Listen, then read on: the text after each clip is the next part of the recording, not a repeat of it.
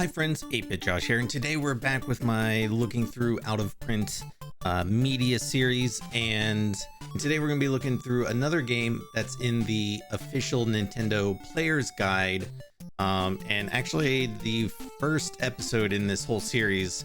I looked through this, we actually looked through The Legend of Zelda, but today we're going to be looking through the Goonies 2.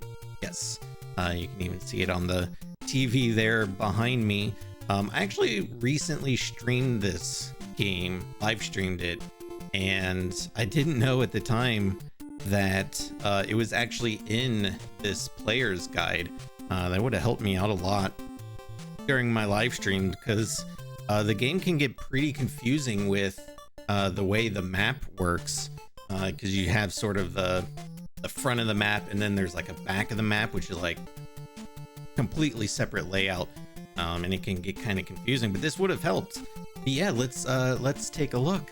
All right, and so here we are in the in-depth review of the Goonies 2. Funny thing about this game is a lot of people always like, how come there's a Goonies 2 but there's not a Goonies 1 game, or a lot of people think that this game is supposed to be a direct sequel to the movie, but actually there was a Goonies 1 game. It was just never released in North America. It was only released in Japan on the Famicom. But yeah, so this is actually a sequel to that unreleased, well, North American unreleased game. It actually did get a arcade port, the first Goonies game. But yeah, so let's see how to play. Help the 6 comrades and rescue Annie. Thanks to the Goonies' hard work, the Fratelli gang was captured. However, they still hold Annie the mermaid hostage and have sent out another challenge to the Goonies. The Goonies have gone off one by one into the enemy's hideout, but not a single one has come back safely. Can Mikey, the last of the Goonies, rescue his comrades? Yeah, so one of the funny things about this game is, unless you have like the game manual, you have absolutely, like if you just jump into the game, you have absolutely no clue that like the whole point of the game is that you're supposed to be rescuing a mermaid. Where the Fratellis found and got a mermaid, that's anybody's guess, but that's the point of the game, is you're supposed to rescue Annie the mermaid. So here we have let's see, we have the action stage. In this stage, you explore the Fratelli gang's hideout. With button A, you can jump. B button lets you use your weapons to attack. Proceed carefully and try not to let the enemies get to you. Here you have the adventure stage, which is very similar if you've played the Friday the 13th game. Works very similar, like when you're in the cabins and you just hit like left or right to move between the rooms. It says if you push the control pad up when you're in front of the door to the action stage, you'll enter the adventure stage. Here you can get a whole variety of items. Additionally, there are old ladies who give you information, because of course old ladies. Strength replenishing, Konami Man, and other allied characters will appear in the stage. Konami Man's pretty funny. Let's see, then you have your sub screen, and this is what I talk about with the map here. So here you have your map, and it shows you like kind of typical game, shows you your items and all that different stuff. Yeah, you have the front and back map here. The Fratelli gang's hideout has double construction, so there is a front map and a back map. Go through the door to the adventure stage and you'll be able to go into the front and the back.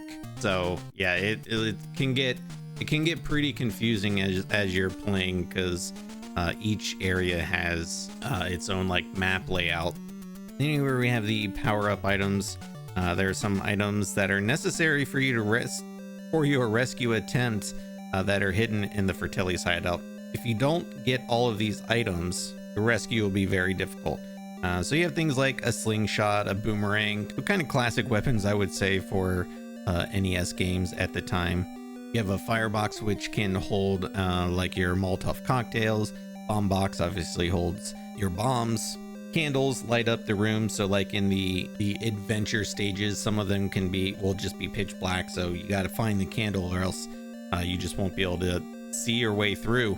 And then you have some other kind of silly things here, like you've got jump shoes, you've got a diving suit, because of course you go underwater. You have hyper shoes, which help you run faster. You got a rainproof jacket, otherwise known as a raincoat, I think. which Mikey wears in the movie. And then this kind of reminded me when I was playing through it, the old man, the old lady reminded me a lot of like the first Zelda game where you've got the people in the caves that'll help you out. You have Konami Man here. He'll replenish your strength, basically your health, which is funny. It's just like a superhero named Konami Man. Of course, there's an Eskimo because, of course, there is.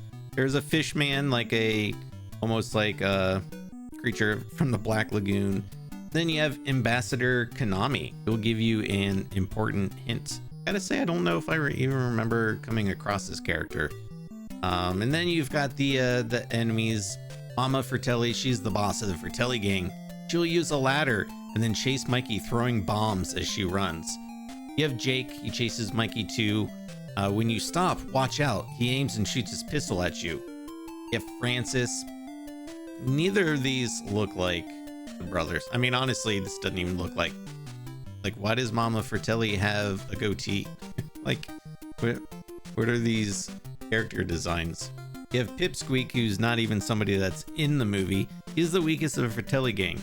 Sometimes he'll come jumping towards Mikey. And then other random enemies that you'll come across in the levels. You've got ghosts. You've got a dinosaur there.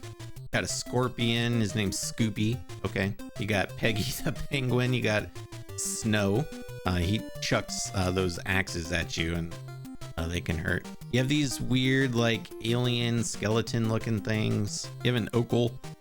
You have a Gamby, the shark, and a Jeller. Those are some names that they have for enemies. This is the map you need for the successful capture of the Fratelli gang's hideout. There's a front side and a back side to the Fratelli hideout. They are connected to each other by doors. This map will show you which door leads to one side and which to the other. Look carefully at the instructions. And so here you can see the layout of the different areas. So like this is the front side of this map, and this is the back side of, or backstage as they call it, of the same map. So it gets pretty confusing, like, because you got to remember like where some rooms are on the, you know, like if you're in the backstage, you have to remember where some of the rooms are on the front stage here. So it definitely gets confusing. This would have been super helpful to me, like I said, when I was live streaming it, because it definitely gets pretty confusing. But this guide is super cool because like it, you know, it's got full color layout here and everything. So yeah, that's super nice. Then over here we have some playing tips to get to the slingshot, hammer, receiver, and key holder. Room 5, the hammer makes a door and a safe appear. A key holder contains both a safe and a key that gives you hints. So like one of the things you do when you're in the adventure stages is you have this like hammer here, and you'll have to use it to like hit the walls in the rooms. And when you know, if there's like a secret, like sometimes there'll be a secret door or a safe that'll appear if you do that. It actually gets kind of tedious after a while because you have to select the hammer, hit a wall, select the hammer again, hit another wall. So it was a very tedious process, but after having played it for a couple hours, I just kind of got used to it. We've got playing tips number 2. Konami Man is in the waterfall. You'll replenish your life. Like this is just a straight up walkthrough of the whole game, telling you like next go back to door 56, travel on through door 18, then go on to the water stage. And it's even giving you the layouts of each of the adventure stages, which is pretty cool. And this is, man, I really wish that I had known that this player guide had this game in it, because man, it would have been super useful. There's the fish man creature, the Black Lagoon. It literally just looks like the creature. Playing tips number 3. How do you defeat enemies that keep getting stronger and more obstinate all the time? And over here we even have some like advanced tips. The jump shoes are effective for stages with big differences in levels. For stages with ladders, the hyper shoes are best. By jumping down from the low step and attacking, you can finish off your enemy without getting hurt. See, I don't know if I knew that. again, would have been super helpful in my playthrough. In the adventure screen, you can discover hidden rooms and items with a hammer, first a fist, and glasses. Check very carefully. Oh, that's right. I totally forgot about you get like these glasses that, I don't know, X-ray specs or something that let you see things that are otherwise invisible. You can confirm your exact location of your comrades by using the transceiver. So basically the transceiver is just like a waypoint to your Goonie friends. So here we have a route chart map. This looks more confusing than the game. The Fratelli hideout is like a maze. Below is a map which indicates the major routes to rescue the Goonies and Annie. Compare your route to the subscreen map on pages 1, 10, and 11. Can you meet the challenge? I don't know, like, what? And this is wildly confusing. I mean, I guess it says like, okay, so this room, there's a door, it'll take you over here. There's a door in this room, it'll take you up there. I guess that's what that means, but at first glance, this just looks ridiculous. And then, in case you've never seen Annie the Mermaid, will Mikey be successful in his rescue of Annie? Will Annie still be okay? Really? They throw a Michael Jackson reference in there? But yeah, so this is Annie. Literally, that's just like the end of the game. Like when you rescue her, she's just like, hey, thanks Mikey for rescuing me, I love you now. And then that's pretty much it. Then you do see the Fratellis get arrested. It's pretty funny, but in general, it's a pretty difficult game, mostly just because the map is ridiculously convoluted, really. So this is where something like the official Nintendo Player's Guide comes in handy. This was, I looked it up in my first video, but this is from like 1986 or 1987.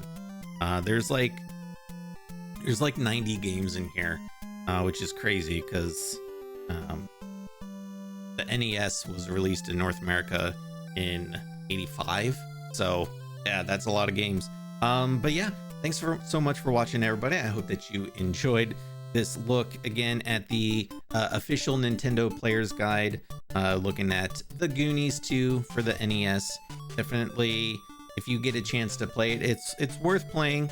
Like I said, it can get pretty confusing with the map, but overall, it's a pretty fun game. I don't know, I'd give it like a 6.5 or 7 out of 10, but definitely worth experiencing at least one time if you've never played it. If you did enjoy this video, make sure you hit the little heart button to like it, and subscribe if you're not already. And when you subscribe, hit the bell icon. That way you get notified when I post new videos. I also live stream retro games every Monday, Tuesday, and Thursday, 6 p.m. Eastern time, right here on YouTube, as well as Twitch and TikTok. So you have your platform of choice there. So hopefully I'll see you on one of those. But until then, I will see you on the next video. Bye.